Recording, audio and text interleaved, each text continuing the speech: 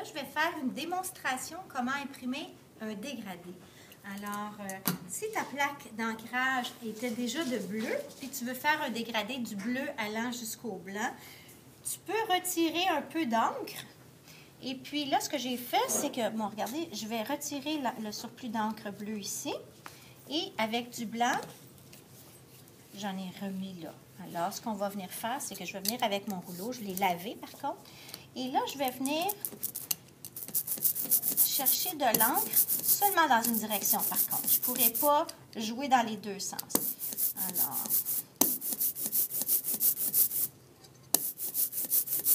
je roule jusqu'à ce qu'il n'y ait plus trop de démarcation entre les deux couleurs. Vous voyez que le bleu clair apparaît, ça fait beau.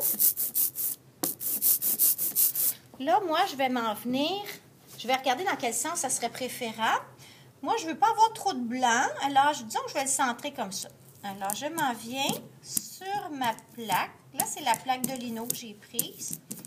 Alors, viens passer quelques coups, tu lèves toujours le rouleau un peu dans les airs.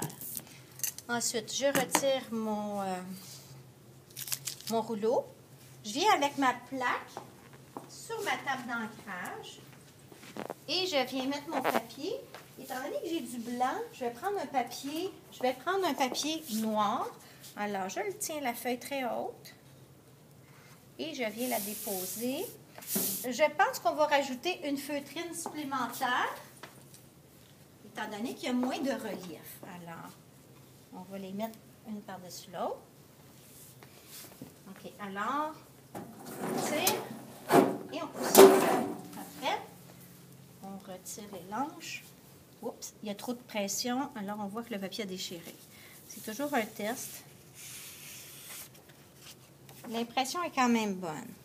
Alors, ici, il y avait un surplus d'encre sur le coin. Ça aurait pu être évité en nettoyant un peu la plaque ici, en nettoyant avant de l'imprimer. Alors, c'est sûr que la pression est un peu forte. La personne qui vient imprimer son lino, à ce moment-là, on pourra compter les nombres de feutrines. Et puis, on pourrait en mettre 5 au lieu de 6 langes. Alors, ça, c'est pour l'impression en dégradé.